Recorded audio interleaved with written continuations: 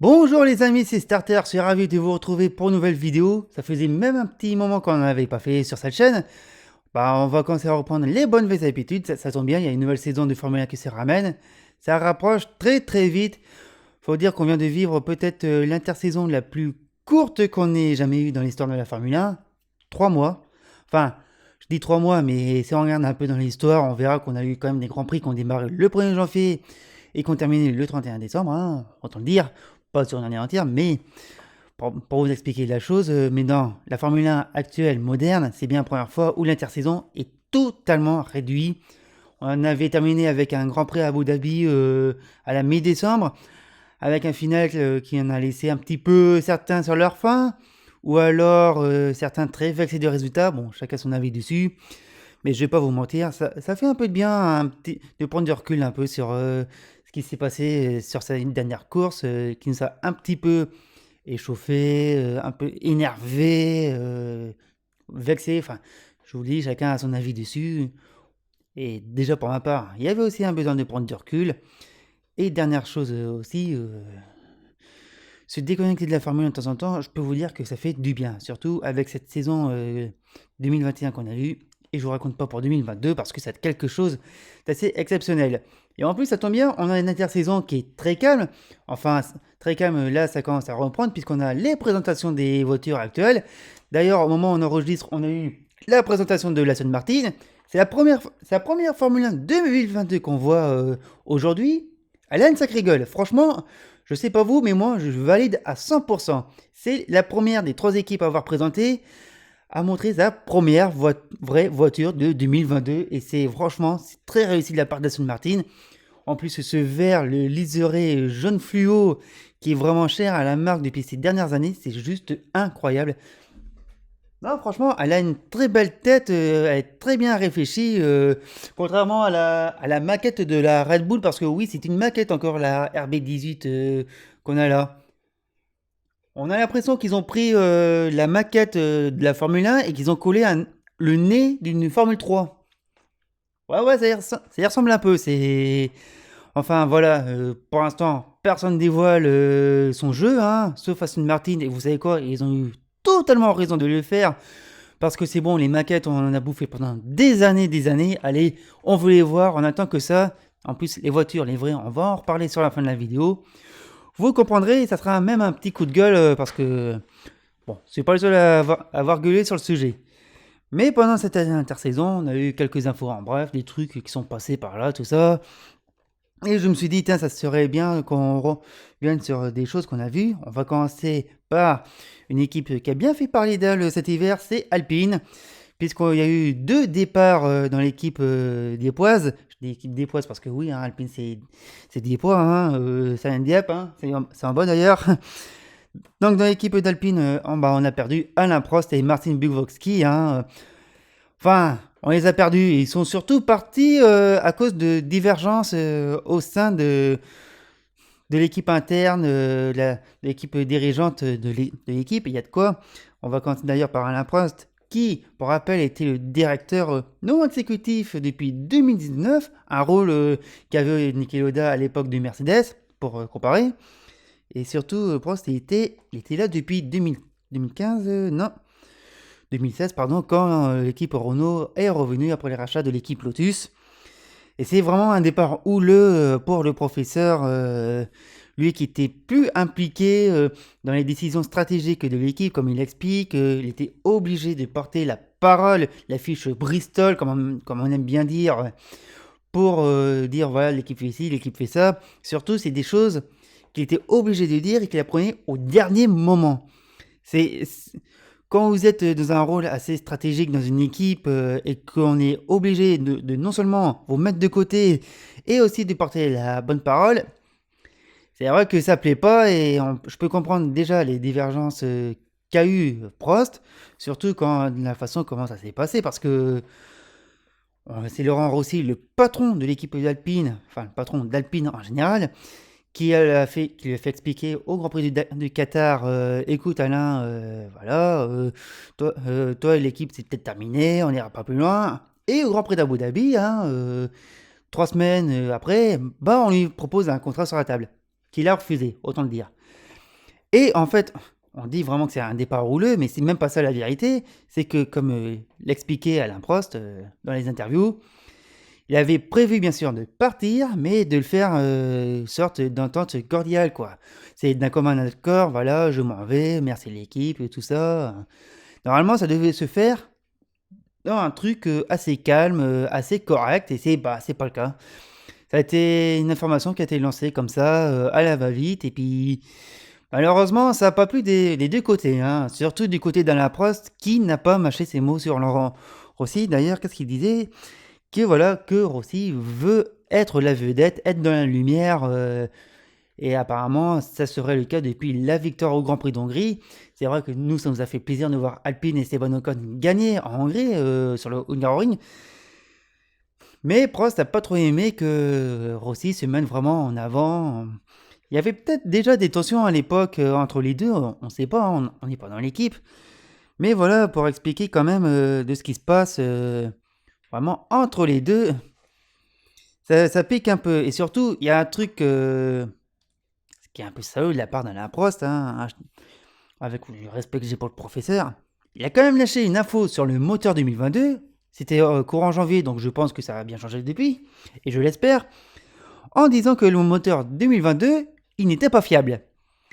Ça, franchement, c'est peut-être la formation qui pique.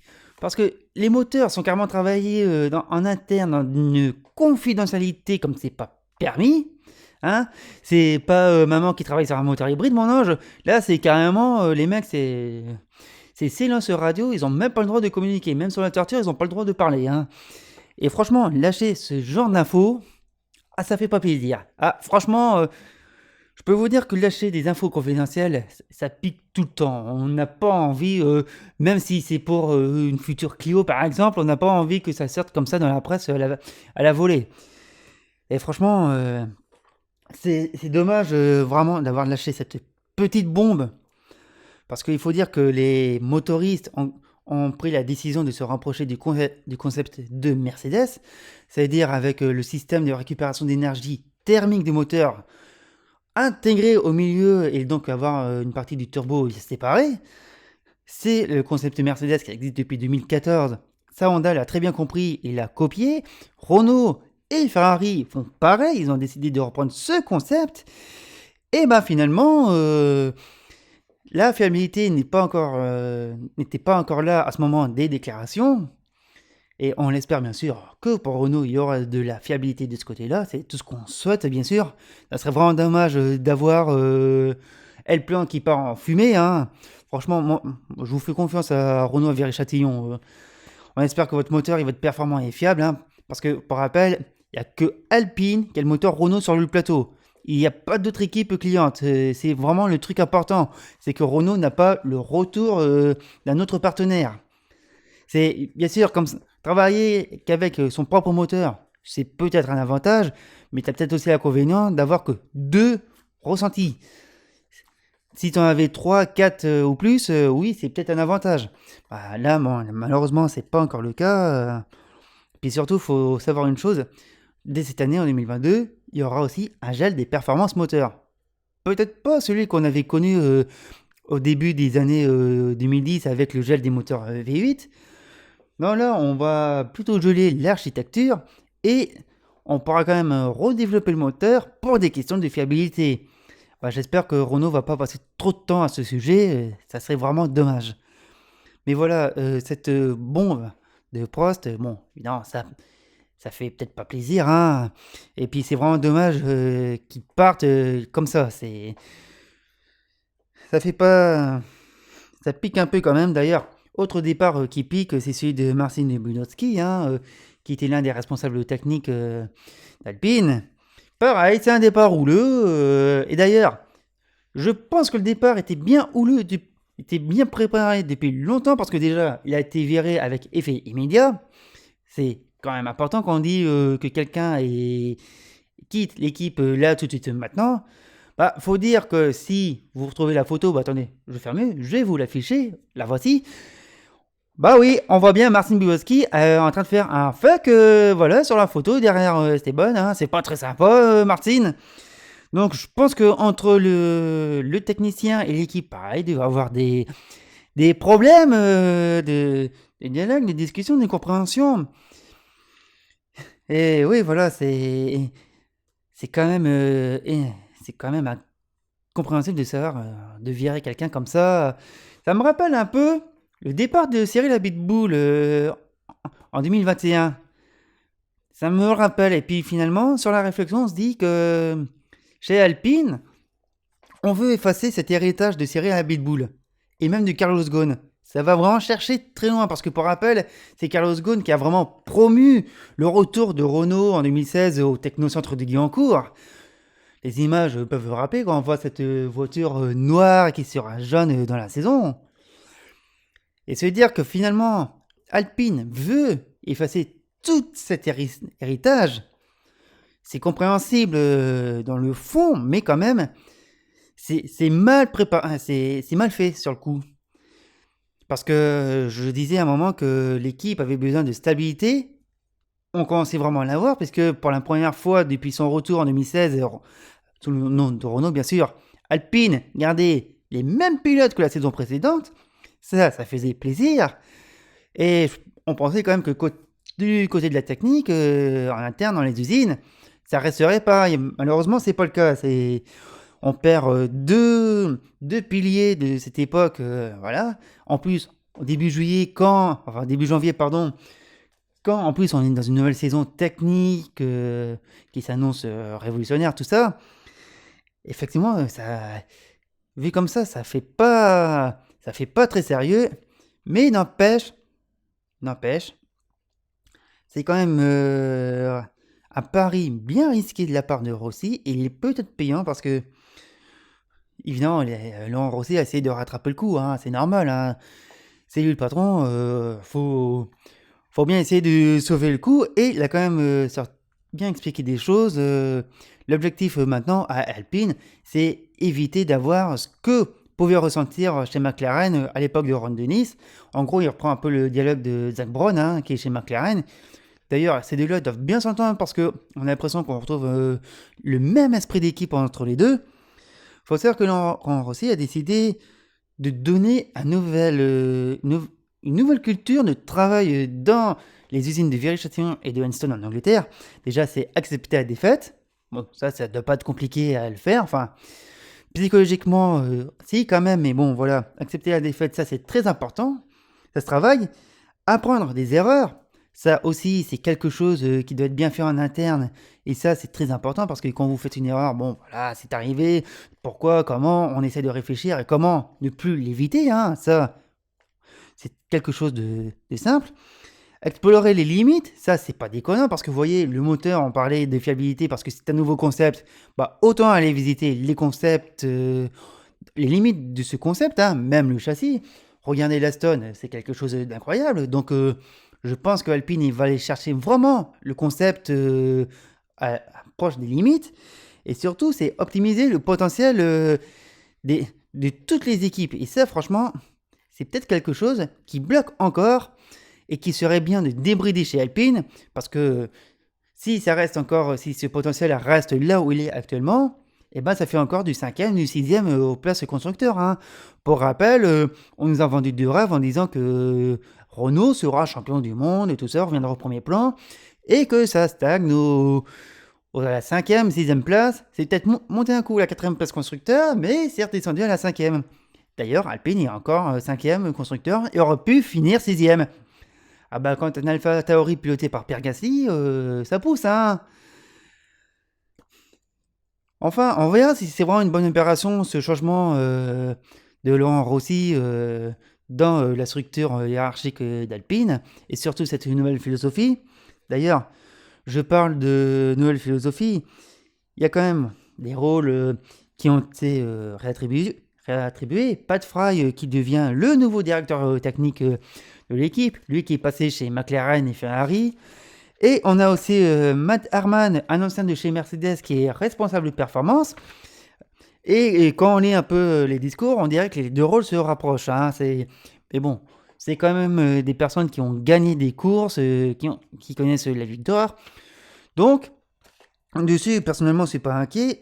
Bon, c'est un peu dommage que ça soit fait comme ça en début de saison, hein. Mais bon, quand on voit les départs, ça peut se comprendre. Et surtout, il y a quand même un rôle qui serait bien à éclaircir sur le coup. C'est Davide Brivio. Et ouais, l'ancien team manager de Suzuki en MotoGP, qui a fait gagner le Joan Mir en 2020. Ben, il est arrivé chez Alpine, puis ben... Il est encore chez Alpine. Oui, il est encore dans le... il est encore là. Il bosse, hein, c'est pas le souci. Mais on sait pas ce qu'il fait, malheureusement. On a... Il est très discret, même trop discret. Ça serait bien qu'il se montre un peu. Enfin, bien sûr, on le voit, c'est pas le souci. Mais il est bien planqué. Pardon du mot, mais c'est vrai qu'il est bien planqué. Après, c'est peut-être sa façon de travailler, hein. Malheureusement, je sais pas comment il faisait en MotoGP. C'est quelque chose que je suis pas régulièrement, donc je peux pas dire. Mais faudrait pas qu'il soit trop discret parce que sinon, il pourrait être débarqué. Enfin, on n'espère pas quand même. Mais voilà, ça va être. Ça serait bien qu'il y ait un rôle à clarifier pour ça. Et puis aussi, il y a autre chose qu'il faudrait bien clarifier. On espère que c'est pas un pétard mouillé. C'est Otmar Szafnauer, l'ancien team manager d'Aston Martin. Parce que voilà, ça fait longtemps qu'on dit ah bah il est parti d'Aston, il va arriver chez Alpine. Il y avait déjà des rumeurs l'année dernière, c'est vrai, c'est vrai. Mais bon voilà, on a vraiment une arrivée tardive de l'américain dans l'équipe française. Je pense qu'il a dû se paumer en route, hein. Ah, pourtant c'est fiché depuis la porte d'Orléans, j'en sais rien, c'est. Puis en plus, il y avait une histoire que avec lui, il pourrait amener BWT comme sponsor titre chez Alpine, hein. Bon, le rose chez Alpine, c'est pas contre. Ça va faire bizarre, mais ça va faire bizarre. Bon, non, mais cette histoire, comme je le disais, c'est devenu vraiment un pétard mouillé. Et puis, très honnêtement, une association Haute-Marque Alpine. Non, attendez, on va la refaire autrement. Et puis honnêtement, une association ex-Racing Point, ex-Renault. Ouais, l'affaire de la Mercedes rose et des conduits de frein, je sais qu'en sport auto, il n'y a pas de mémoire. Mais nous, on en a. On peut sortir au placard à archives, on peut y aller, allez-y, les réclamations, on n'a que ça. Eh, les réclamations Renault Racing Point, ils vont être bientôt éditées, en 36 volumes. Enfin, ça c'était pour Alpine. Autre point qui est passé comme ça, en coup de vent, il est passé devant, ça fait salut, et c'est parti. C'est Volkswagen en Formule 1. D'ailleurs, Stefano Domenicali nous disait ah bah attendez, vous allez voir, courant janvier, Volkswagen va faire une annonce. Bah on attend toujours l'annonce, hein. On est là, les bras croisés, on est sur le téléphone, on va sur TikTok, Maurice a encore fait des conneries, c'est. Puis en plus, à ce moment-là, on a toujours les mêmes échos qu'on a aussi eu l'année dernière. Un rapprochement avec Red Bull, peut-être avec Porsche ou Audi, on ne sait pas. Un rachat de McLaren aussi. Il y a aussi la participation dans les réunions moteurs, tout ça, c'est. Il y a peut-être quelque chose qui doit bloquer chez Volkswagen. Peut-être qu'en Allemagne, on se dit attendez, si on s'engage en Formule 1, il y a peut-être ces détails-là, ça serait peut-être important, vous ne trouvez pas ah ouais, c'est très important, mais vous avez raison, mais vous êtes sûr que vous savez pas. Oui, c'est très important. En fait, je pense que le plus gros détail que le groupe Volkswagen devrait régler comme question, c'est est-ce que la Formule 1 est un bon choix d'image pour le groupe. Bah, c'est vrai que ça fait des années qu'on dit, mais le groupe Volkswagen, quel que soit son constructeur, ça serait bien qu'il vienne en Formule 1. Franchement, ils veulent venir. Mais je pense qu'ils voudraient venir à certaines conditions. Ah, mais vous savez, ça serait bien que les moteurs soient des 4 cylindres turbo hybrides, que ces voitures aient 4 motrices, et qui est ci, et qui est ça. En fait, ils veulent venir avec des choses qu'ils maîtrisent largement, qu'ils ont appris à maîtriser depuis l'endurance avec Audi et Porsche. C'est ça qu'ils veulent exactement. Ils veulent venir, mais avec des choses qu'ils savent. Ils veulent pas repartir d'une feuille blanche. Ce qui est complètement faux, parce que tu arrives en Formule 1, tu repars vraiment d'une feuille blanche, hein. C'est ce qu'il faut se dire. Et puis, il y a une autre question, c'est le choix aussi de la forme de la structure de l'équipe. Est-ce que ils font pas un rachat, d'ailleurs je parlais d'un rachat, McLaren, Audi, est-ce qu'ils feraient pas ce type de rachat? Racheter une équipe existante comme on a pu le voir avec Sauber et Andretti l'année dernière, parce que c'est moins cher et puis c'est surtout un truc facile et qui est à la mode. C'est quelque chose, qui est très intéressant à souligner, ou alors venir avec sa propre équipe. Le problème, vous allez me dire, oui, mais tu vois, s'ils viennent avec leur propre équipe, ils doivent débourser 200 millions de frais d'inscription. Ah, c'est vrai qu'il y a 200 millions à sortir. Je vous rappelle que les 200 millions d'euros de frais d'inscription pour tout nouveau entrant est divisé à part égale et partagé aux autres équipes déjà existantes. Et ça, c'est peut-être quelque chose que le groupe voudrait contourner, carrément. Il voudrait, voilà, on contourne, vas-y, braque à fond, c'est bon, les contourner. Comme ça, on rachète une structure existante, on met notre nom sur la voiture, et voilà, on économise 200 millions. Ouais. Eh ben, franchement, je vais vous dire, Volkswagen, ils sont capables de venir avec leur propre structure. Ils en sont capables. Bah, déjà, ils ont l'argent, on te le dire, hein. Ils ont le pognon, hein, avec les bénéfices records qui se font. En plus, ils ont les ressources humaines et techniques pour venir avec deux de leurs équipes. Ah bah, ils mettent Porsche et Audi dans leur propre structure, ils viennent se terrer la bourre avec les autres. Et on a 12 équipes sur un grille et 24 voitures. Franchement, ça serait le meilleur compromis. Alors oui, vous allez encore me ressortir les 200 millions, tout ça. Mais je vous l'ai dit, ils ont le pognon. Et avec les budgets capés, c'est encore mieux. Depuis le temps qu'on attend le groupe Volkswagen en Formule 1, bah allez, soyons fous. Volkswagen elle-même en Formule 1 avec Porsche et Audi, mais ça serait génial. 26 voitures, 13 équipes. Et surtout, évidemment, c'est un délire de se dire que voilà, autant qu'ils viennent avec leur propre structure. Mais je vais pas vous mentir, ça serait génial qu'ils le fassent. Pour une autre raison, on va me dire, mais là tu délires absolument, et je suis complètement d'accord avec vous, je délire, mais ça serait bien d'avoir des nouveaux sièges, des nouveaux baquets pour les jeunes qui sont en Formule 2, en Formule 3, en GT en endurance, et qui klaxonnent.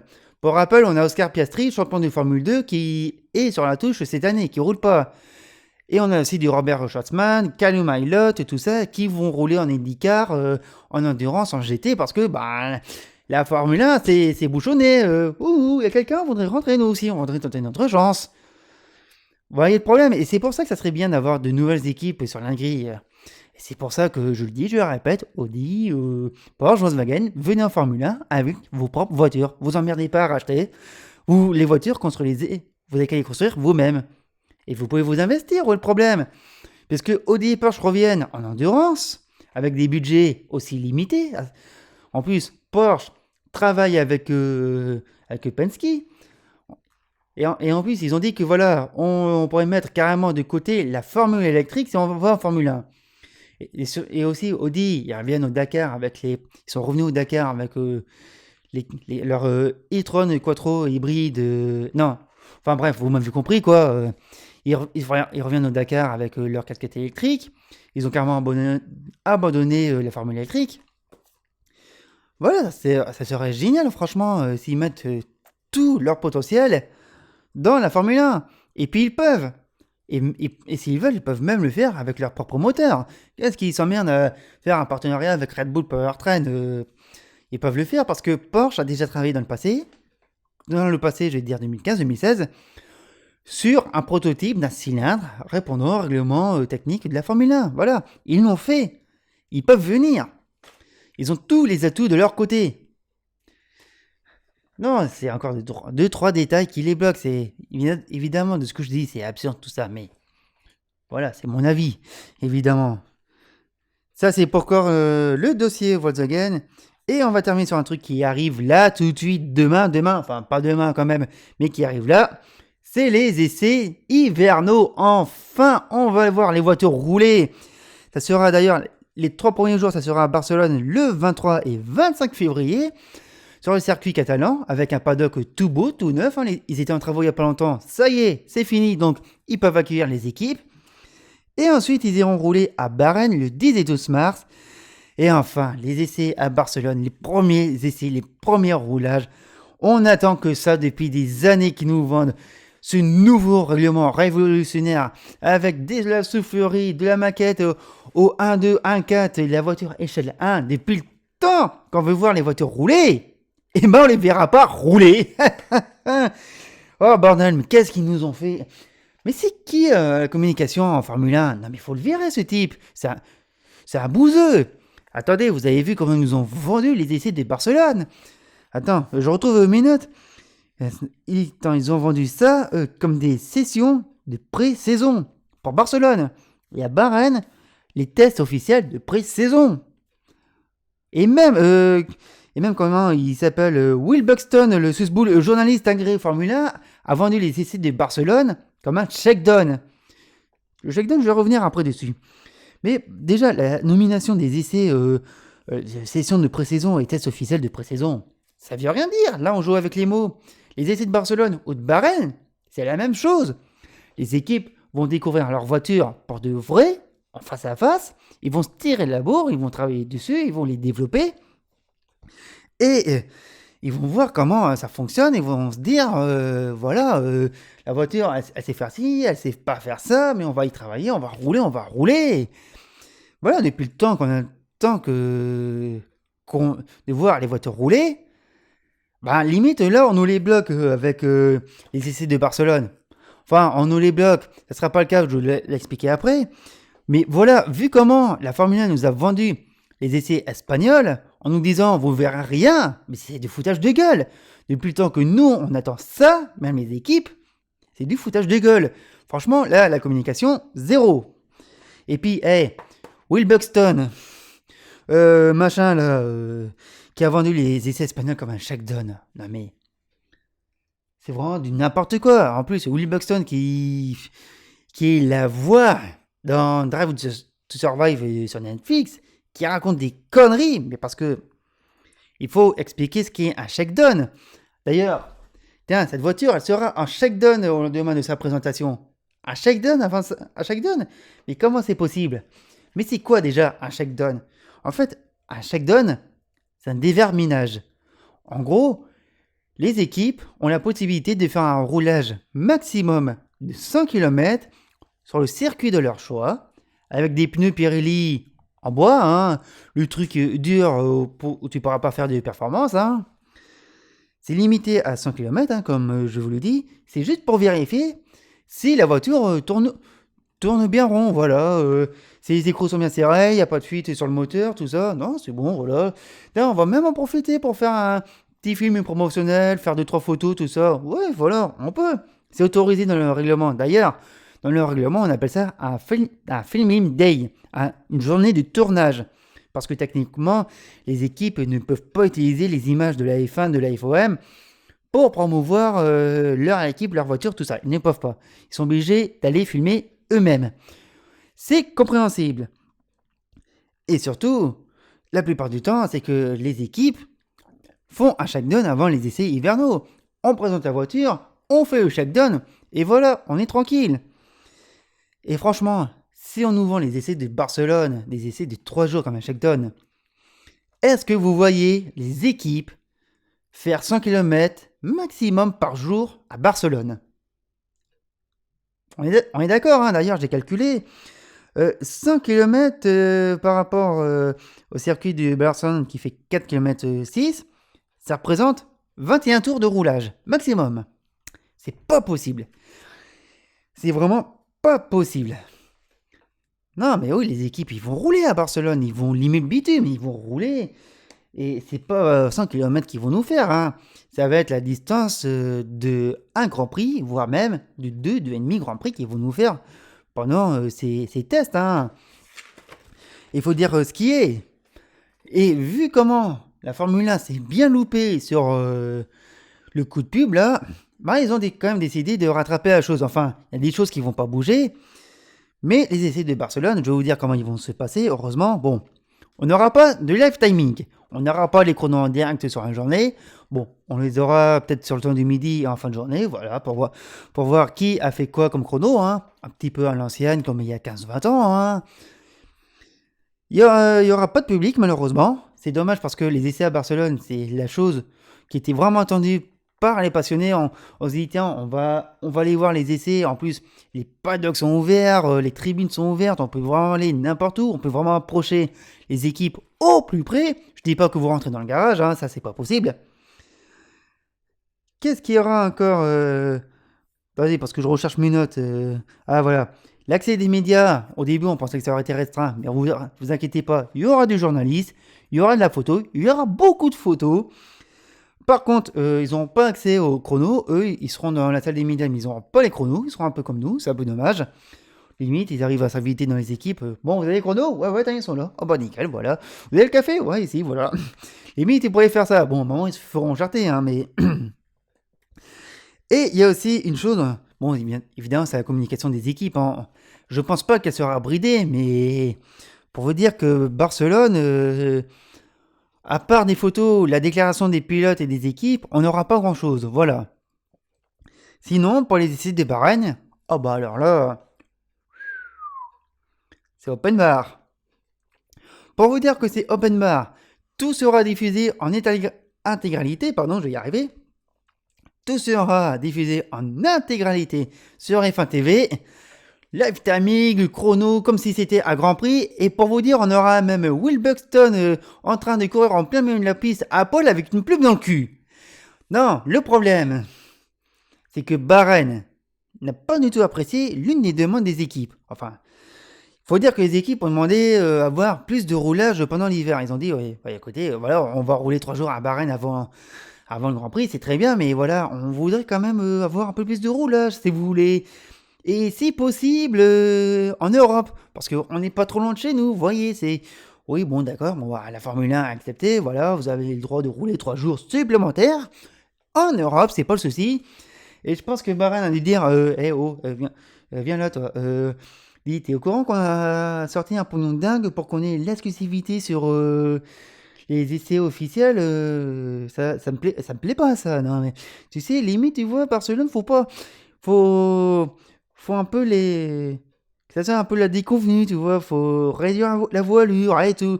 Et limite, tu vois, on voudrait pas que des voitures les vraies, faudrait pas qu'il y ait les vraies couleurs, tout ça, ouais. Bah, c'est vrai que Bahreïn a sorti le gros chéquier, vraiment pour avoir cette exclusivité, et la Formule 1, bah oui. Voilà, c'est pour ça qu'il y a eu une polémique sur les essais de Barcelone disant que voilà, les voitures vont rouler mais qu'on verra rien. Alors qu'avec tout ce qu'ils nous ont vendu, c'est normal que nous on gueule, même les médias. Vous imaginez, les médias ils arrivent, non mais attendez, vous nous vendez du rêve, on peut même pas voir rouler, c'est quoi le foutage des gueules, en plus vous nous bridez, et notre boulot on le fait comment? On va pas vous louper la Formule 1. Et nous non plus on va pas la louper, parce que si ils ont réussi à merder sur la communication des essais de Barcelone, je vous raconte pas les voitures en Grand Prix qui arrivent derrière, hein. Je vous raconte pas. Ça va être du beau, ça va être du très propre. Enfin, c'est dessus que cette vidéo se termine. En tout cas, merci à vous de l'avoir suivi jusqu'au bout, hein. N'hésitez pas à commenter, à partager et peut-être donner d'autres avis sur ce qu'on a pu voir cet hiver. Et surtout, qu'est-ce que vous en pensez des voitures qui arrivent? Et si oui ou non, tiens, il aurait peut-être mieux valu montrer les vraies voitures que les maquettes, hein. Moi, je suis d'avis que je laisse la carte blanche aux équipes. Voilà, Aston Martin a décidé de montrer sa vraie voiture. Respect. Red Bull, comme As, n'ont pas tout montré. Respect aussi. Mais voilà, c'est au choix des équipes. En attendant, Starter, bah bien sûr, c'est à retrouver sur Twitter. Coucou toi. N'hésitez pas à vous abonner au compte. Et bien sûr, c'est sur YouTube, hein. N'hésitez pas à vous abonner à la chaîne, hein. À vous abonner, je l'ai dit, la cloche pour suivre, bien sûr. Mettre un like ou un dislike, ça dépend, hein, c'est au choix. En attendant, on se retrouve très bientôt pour parler des Formule 1. Ça sera la présentation, on parlera du nouveau règlement, du calendrier, des équipes et comment on va débriefer ça tout au long de l'année, hein. Ah ouais, il y a aussi un programme de prévu là-dessus, je vous raconte pas, enfin, pas pour tout de suite. En attendant, merci à vous, bravo et à bientôt.